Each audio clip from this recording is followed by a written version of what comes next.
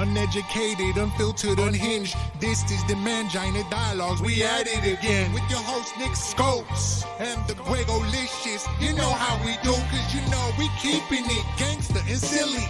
Unplugged like a full swung titty. Bout get jitty, cause you know we down to the nitty and the gritty. And we make shit sound so damn pretty. Yeah, cause this unhinged comedy. And right now you're in the mix, so get ready, cause we bout to get it poppin'. And we ain't stopping. Uneducated, unfiltered, unhinged. Hello and welcome to the Mangina Dialogues. I'm your host, Nick Scopes. And I'm Gregolicious. And today we have actor and comedian Rick Overton. What's up, Rick? How are you? Well, gentlemen, it's a pleasure to be here. And I'm hunkered in. I am hunkered Rick, in. I'm trying to learn how to make food. There you learn how go. to cook. And I'm trying to learn how to grow food. Do simple things. The simple things well. What's your favorite thing you've cooked so far, or that you've learned to cook? Lasagna. Ooh. Oh, nice. Now, do you put Yeah, I meat finally in got the your lasagna figured out. Turkey. Ooh, Turkey. Okay, interesting. Didn't see that coming. And not doing the four-leg stuff. Got my numbers down to youngster cholesterol numbers. Ooh. I want to leave them there. So I'll eat Good, turkey instead of awesome. beef. That's yeah. And might be time to start working off of all that meat stuff. Have you tried the Beyond Meats and all those fake plant-based Yeah, products? no thanks. I'll just eat something that's supposed to taste like what it's supposed to taste. I'll train myself to not Agreed, expect a fake version sir. Agreed. Yeah. I did, though, try the Burger So, King Whopper, the Beyond Meat Burger King Whopper. Or the Beyond Whopper? Yeah. What'd you think? So I came out of it. I have no problem eating red meat. So after I ate it, I'm like, I don't know why I wouldn't just eat the red meat version of this, because calorie for calorie, it's almost the same. It's just I get an option for people that want a plant-based, which is totally fine. But it was noticeably different. But if you only have that option, then it's fine. Yeah. Well, I understand. I think there's a little bit of a GMO problem in them, but you don't want to overdo that. Yeah, that's for Have sure. So let's have mutant pea. mutant pea. My pea is mutant pea. That pea mutant whiz. That's gonna get you. So your pea will get you if you don't get it first. If you don't get it, get it out. It's always those peas. And believe me, at my age, I'm getting the pee out all the time. I'm the urinator. I'll be right back. Listen, I feel you, because I hit my mid-40s and it was like I could go 3 days without peeing. I hit my mid-40s and now if I even get near a glass of water, I will be peeing until 3 o'clock in the morning 15 times. It's insane. That's all my funniest stuff. 3 a.m. Come back from the whiz. All right, fuck it. Turn on the screen and see what's going on. And oh yeah, you think that's the alpha joke of the? Let me just show you an alpha joke here on the thread. So started up with some old pals. That's the last of man's competition now. It's just outdoing jokes on threads, and social media. It's come to that. Yep. Now we all got time for it now. Yeah, we'll get good at this. Black belt. Black belts. So how many times have you put the TV on in the middle of the night when you can't sleep and you just roll into something that you've been in? It's happened every now and then. I've been in a bunch of stuff, so it'll happen on the occasion. Sometimes for holidays, you'll see a certain holiday kind of, Groundhog Day will pop up, and you're kind of guaranteed it. So yeah, for sure. I mean, that sort of thing. You've been in. I mean, it's just insane.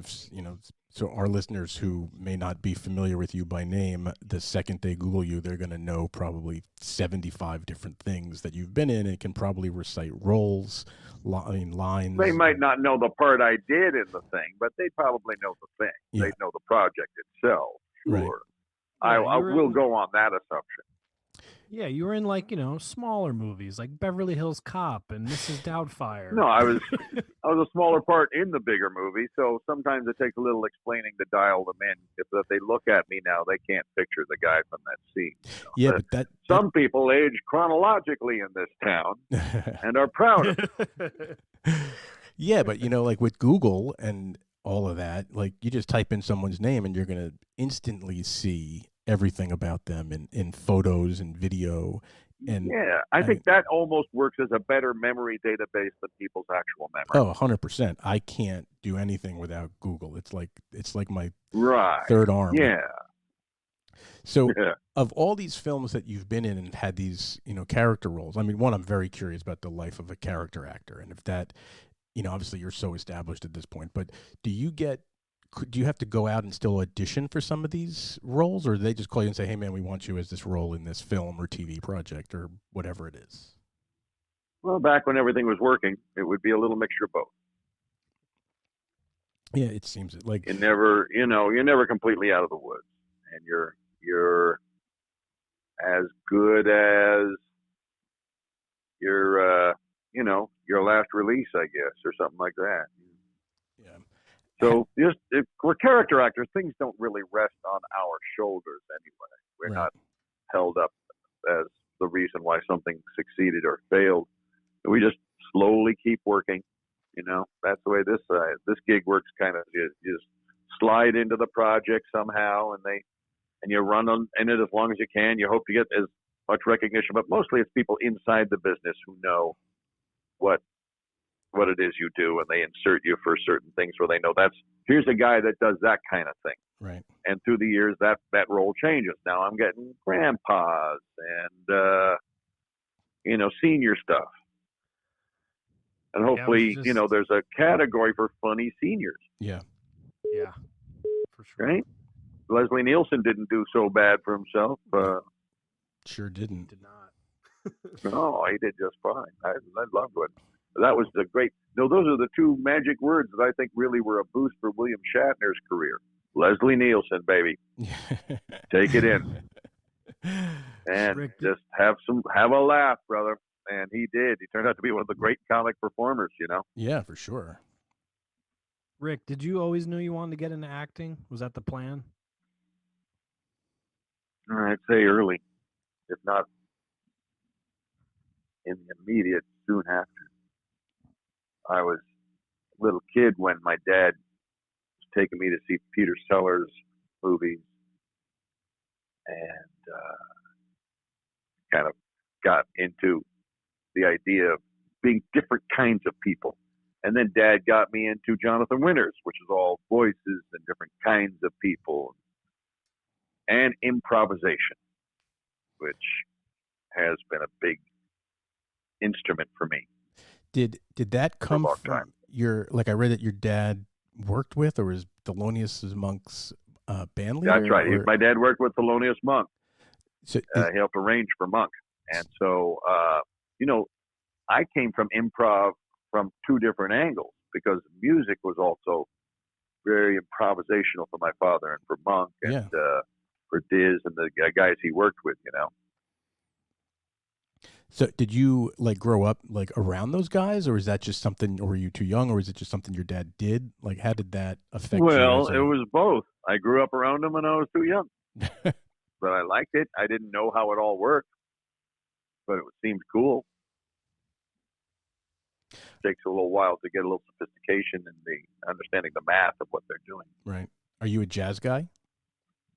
I like it. I love certain bebop jazz. It's what reminds me of that world, but I also love more traditional jazz and swing jazz too. I like good versions of all the different kinds of music, So it's not so much the style, it's the artist doing the style. Right. So would you say our intro song is right up your alley, or what? Oh, it's as if I had composed it myself, boys. Well, I don't know why I'm not getting rights for it right now. Oh, you can have them. You want them? Oh, you want them? No, that's all right, fellas. It's okay. We're giving them away.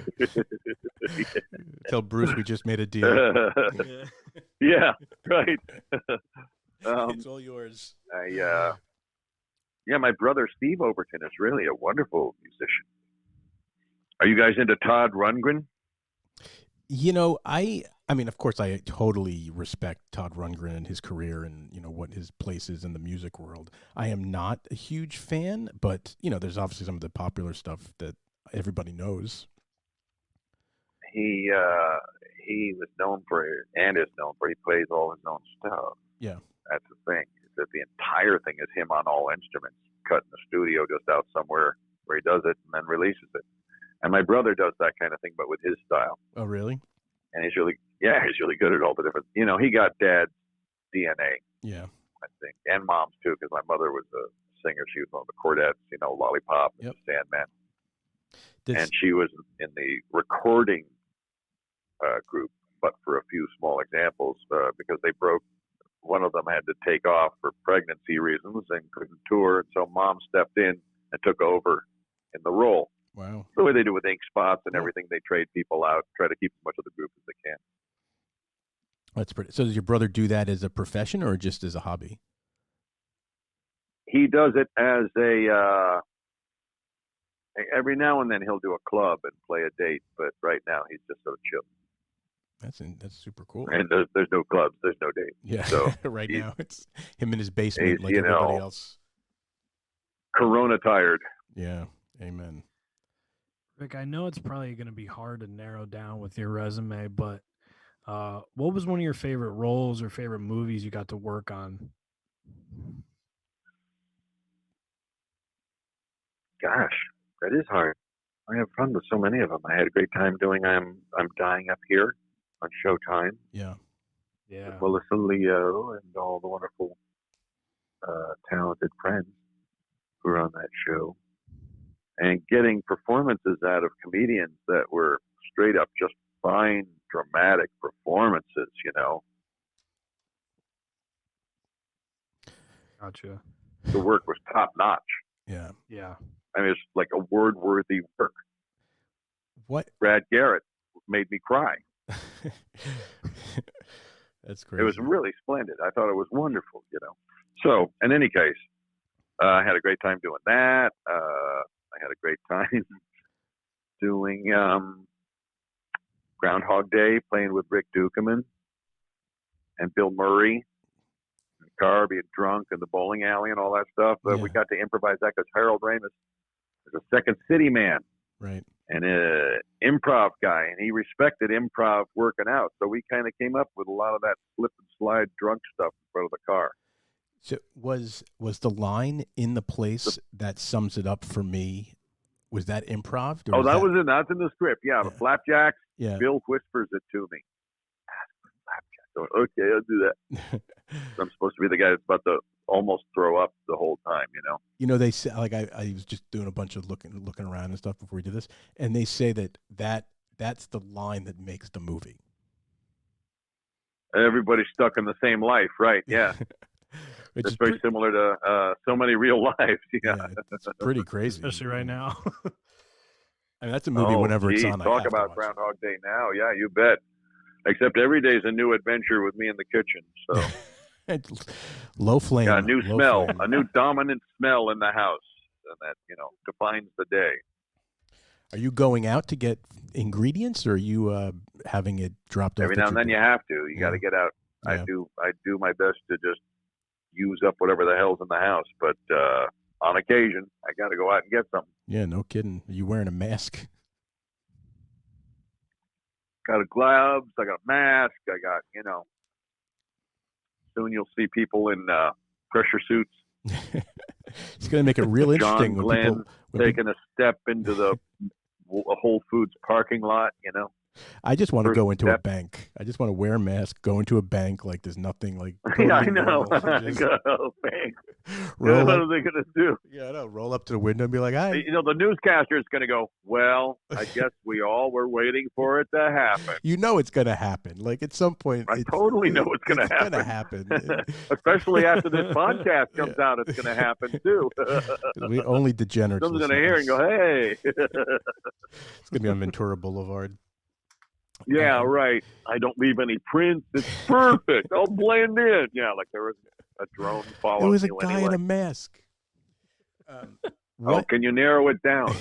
Yeah. It was a Grateful Dead He had t-shirt rubber he gloves. made into a mask. Yeah. Yeah, right. So when people recognize you, and I imagine that they must, and then they're trying to put together like how they recognize you. What is most common? Now, it's mostly somebody who already kind of knows me, and they say, "Hey, I just saw a rerun," or Right. something like that. Eight-Legged Freaks was on the other day. It looked like Dr. Phil or something like that. That's pretty funny. Or the Seinfeld plays a lot, so there is some talk about the Drake every now and then. Yeah, I imagine these But days. that's mostly from friends, Right. Really? Because Seinfeld and obviously The Office. I think you look at me now, I don't look like I did in the episode. No, so of you course. wouldn't be able to do a mental correlation. Yeah, I guess, but it's just with You'd have to know. how much of that's on TV now. Seinfeld and The Office, and how The Office has infiltrated so much of pop culture these days, especially with like the younger kids who are all watching it on Netflix and have made it the most popular thing in the world with the TV show Friends. That must, that's not that long ago, so that must come up every once in a while, I imagine. Yeah, on the rare occasion it does, but it's pretty rare. Yeah. I'd say most recently, I've had some fun little things. There's The Unicorn is out on Netflix now, and that's for kids. You could see that's a part where I look like me for the most part until something funny, weird happens to me in the I can't tell you that part, but there's a Western. It was my chance to do a comedy Western for kids, and that was fun. That's out now. And that's cool. I don't really. There's just old episodes of this and that. The checks keep rolling in, so that's good. Keep me going shopping for food. Yeah, right now when Greg told me we were going to talk to you, he was like, "Look him up," and I'm going through. I'm quarantined, so I'm basically like I'm rewatching The Office again, and I was like, "Oh, it's Pam's dad from the wedding." Pam's dad. I just watched that the other day. I was like, "That's incredible." So that's how I would recognize you. But when I read your resume, I was like, "Oh yeah, now I remember him from those specific it's little visits. I do these little visit kind of parts, and in Veep, I'm that idiot Congressman Spencer, and that's just with a fun gag and a line here and there, and I love Ianucci's work. It's brilliant. I mean, it's got to be awesome to be able to change up all these different bit pieces all the time and work with these amazing directors that you get to it's fun. Yeah, got to be a bad guy on NCIS just this season, and got to get caught and all those things. I wasn't able to talk about it for a while, but now they got and grill me in the last scene. It's always like when I did NYPD Blue ages ago. This is nothing more fun than sitting there and you have to explain why you committed the crime, and they're grilling you. It's like, because every time you watch the episode before that moment. Yeah, right. And like, okay, I get one of those. and it prepares you if that ever actually happens to you. Yeah, and I'm ready to use it word for word, all the same lines. Yeah, because I'm sure they'll work in real life. I know, right? We have a friend. Oh, absolutely. we have an actor friend out here that does a lot of the New York City stuff, and I always joke that he's just always the guy that is the he's Puerto Rican. And I'm like, oh, he's always the Puerto Rican cop, or he's the bad guy, or he's always dead guy number 6. Hey, yeah, once you start getting behind a guy of some sort, yeah, under guy heading, yeah, guy who, guy 3. But you know what? A lot of those guys keep your dental and medical up, keep you in the union, man. Yeah, you need those guys sometimes. Sure Unless you're in a place where you can work without them, better be grateful for them. Yeah. So let's talk about your stand-up. Cut your teeth,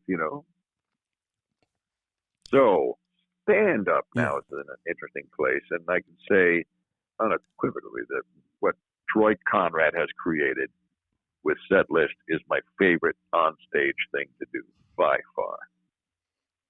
He put his brilliant mind, put a structure together to a thing that I've tried to do in my act just by playing around with ideas. But once he sets the rules to it, and you have to take on these challenges from the suggestions that they project next to you on the screen, you've got to go up cold. You cannot bring one bit of your own act up on stage, and you have to go off of the suggestion that pops up on the screen next to you, and you have to act like it's just in your act. Turn around, start talking.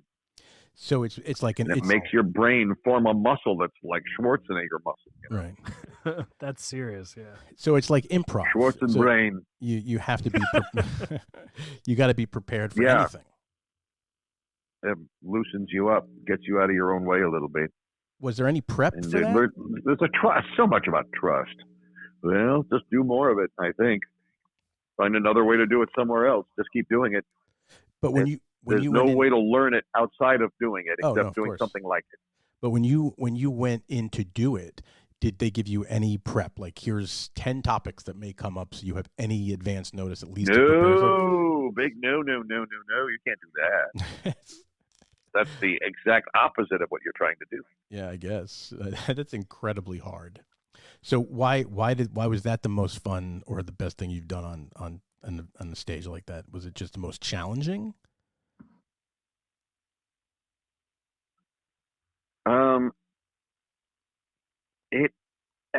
It should be, but if you get to the right zone in that place where you just start talking and flowing, I wouldn't say difficulty is the world. It's not easy, and sometimes, depending on the suggestions, they can really like twist your brain around. And they go, oh shit! And I overdo it. I really set the joke up in one direction, no matter what I'm about to turn around and look at, to get myself in more trouble. So when I turn around and go, oh, that was a completely wrong setup for this, you know. Let's see. What do we got? Dig your way out of this. And that's kind of the, you know, as practically my 50th year doing it now. So one thing or another in entertainment, you know. And I'd say it's still one of the most fun things I've ever found to do ever, is set list. To put 5 or 6 or 7 of them together. So I try to string them all together into one cohesive idea. Like Liars Club, they give you this object, you got to make this bullshit story up about what this thing is you're holding and the history of it and all that. You got to poker face it, do it like you mean it. And it operates off of that model with you kind of, not just poker face, but kind of winking the entire time too. Right. So the audience goes, oh, I see you're playing this game here with us. And they give you lots of latitude and leeway. And they let you play. And it sounds like you would be in the deepest hole ever. But they go, okay, hold on. Let's see if you can get out of it. You know, they start to go with you. And they've ridden along with they're awesome people. You know, set list crowds are great crowds, especially if they know the game. So they can really watch for the nuanced things being played. It's like a new art form within comedy. Yeah, I would have a stroke if I was put in that situation. Me do you too. think? Or do you think? Oh, I can't tell you the amount of people who said that, and then they came up and goes, "Oh, that was the best thing I've ever done." Oh, really? Yeah, I would have a stroke. Yeah, I would need 3 changes of clothes. I'd have to have a corner man with a towel. I mean, believe it or not, I had to talk Robin Williams into doing it. Come on.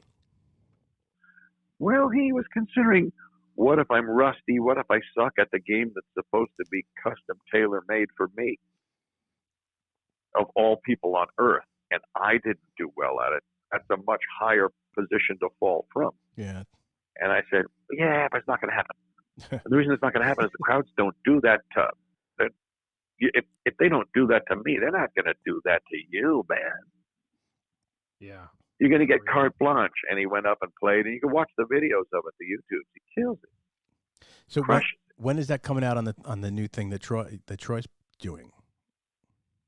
All right, set list. I've got a set list half hour. I thought it was going to be a half hour. No, we stretched it. It's an hour. So we went, okay, let's go for it. We're going to burst into the scene with an hour special of me doing improv and comedy dynamics, Rick Overton's set list special.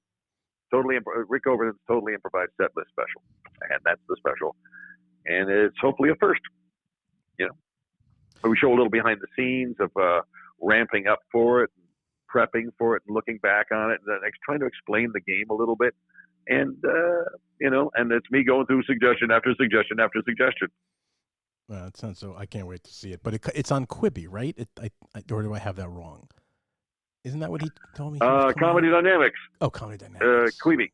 Yeah, Quibi. Comedy right. Dynamics. Yeah. Right. Yeah. There's. I mean, the ads for that now are like. I mean, you can't turn on the TV and not see an ad for that service. It's everywhere. Yeah. It's like it's the way it is. Yeah, the way of the future, gentlemen. It used to be 3 channels. We had to sit over on the sofa on the edge. You could lean over and get the TV set.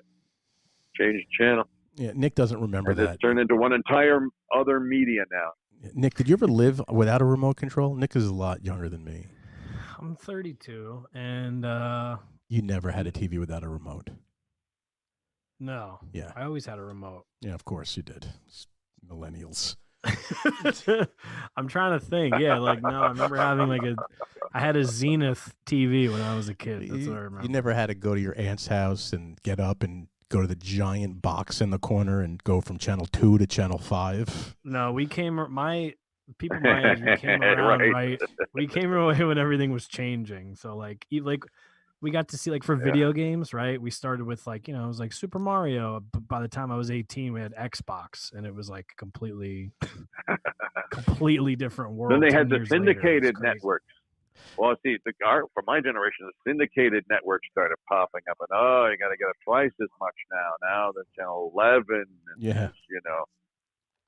okay, the local stuff. Yeah, it's a millennials' fault. Breathe and shake it out. Yeah. So what? I mean, so obviously you do a ton of acting. How much stand-up comedy are you doing? Well, everything's on hold. Well, yeah, right. Not now, obviously. Every now and then. It's every now and then I'll get up and do a spot somewhere. And I love working at the 142 Throckmorton Theater up in Mill Valley, California. It's one of the perfect performance spaces on earth. It's a stage that had the likes of Charlie Chaplin walk the planks. Wow. For vaudeville ages ago. It's a historic landmark in Mill Valley, and there's a magic to the place. And Robin and I used to get up there. Robin Williams would come up and play because he was just over the next town away, and he'd jump in and when I was up there, and we'd go for hours on stage. And the magic still lives on in that place. So any of you folks are up in Northern California, when this is all said and done and we're allowed to go out again, get out to the Throckmorton and check it out. That sounds amazing. Keep that place alive. I can imagine what and also what's that? No, I just can imagine what that show must have been like back when you're doing. Oh yeah. That sounds amazing. There's some cool ones, yeah. So there's another fun place, the Comedy Shrine, and that's out in Illinois. That's a wonderful spot. They do improv and things like that. They're very Second City based. Yeah. And there's some good spots. I'm out of the old days of the comedy club scene in New York, the Improv and Catch, Comic Strip, and moved out to L.A. in 1980 with the comedy boom. Right. Because of Chris Albrecht, he was bringing lots of comedians out. That was one of the ones he brought out. And that was switched over into acting, starting to run side by side with stand-up right away. So part of my dream got met rather quickly. Yeah. Of doing characters and things like that. And I think I drifted away from the stand-up because I started to work on the acting more. Do you consider yourself an actor first or a stand-up comedian first? Well, it depends on where your heart and where your living is. My living is in acting first. Right. And I guess my heart's in between the two. They all have a value. Doing improv has a value. Teaching has a value. Teaching improv has a value. Doing stand-up acting, the writing I wrote for a while. I wrote for Dennis Miller. Yeah, I saw. You won an Emmy. You didn't just write. Yeah, you won an Emmy. I was very lucky. I timed it to be when they won an Emmy. That's right. That was perfect dumb luck. I was in the right place at the right time for that one. Well, absolutely. You got a statue. It's right there. I'm not staring at it at the moment, but I know where it is. What would you say? And again, this is probably gonna be hard to compare because they're all kind of different, right? Improv, acting, stand up. I've only done stand up, and so I like the fact that it's just you up there, and you don't have anything. You know, it's just you doing your thing. You don't have to like vibe off a person. You don't have to rely off a person. So, which is tougher, I guess? Would you say? Well, that's so subjective. Because for you, improv, I guess. For me, not doing any of them is the toughest thing. True. Yeah. Like right now. Life just gets easier when you start doing them. It's like, oh, back at it. I mean, you should have a life outside of it because it's not realistic to expect this mountain to sustain you your whole life.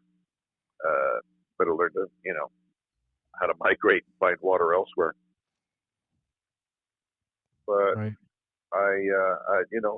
It's gotten me to this point in my life, and I'm very grateful for it, and I won't ever stop looking for it. And I won't ever stop looking to get better at it. Would you say this that is a delay where you can, spiritually look at where you're at in your career and what kind of, what's your level of work and what are you about? Who are you today? It gives you time to reflect, I guess, huh? Yeah, for sure. I mean, you haven't stopped working. Yeah. I've been lucky. We're very lucky, and I'm very happy to be with Bruce Smith at Omnipop, and keeps that machinery working there. Yeah, Bruce is a really good guy. Good man.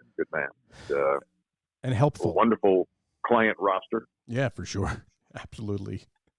Obviously that's the best thing you can ask for in someone representing you is someone that's obviously helpful and reliable and trustworthy and always out there, looking out for you. And I think in Hollywood, that's not always what the situation is. It's not easy out there, man. It ain't easy. Yeah. So listen, I really appreciate your time. This was awesome for us. Thank you, Rick. I can't wait to watch this. The set list. I can't wait for you to see it. I'd love to get your feedback once you had a look at it. Tell me what you thought. I had a lot of fun doing it. I absolutely just have to free up. You have to fall backwards into the pool and trust. It's that trust exercise. Yeah. You seen the video with the guy doing the trust exercise and he falls in the wrong direction? No. Yeah, he doesn't understand the exercise and he goes forward while the people are waiting with their hands out behind him. I have not seen that. Yeah, he misunderstood the game. It was great. Anyway, gentlemen, that's your homework. Check that out and my special. I will. Those are the two things. For make sure. you laugh over this crisis. Definitely. And let me know when this thing's going to roll. I sure will. Hey, you most importantly, stay safe and healthy and keep that flame on low. Saute on low and garlic goes in last. All right. Last. Okay. Thanks. See, I've been fucking that up. Thank you, Rick. See, I learned something today. Thanks, sir. Thanks, guys. Take All care. right. I'll Bye. talk to you later. Bye. Bye.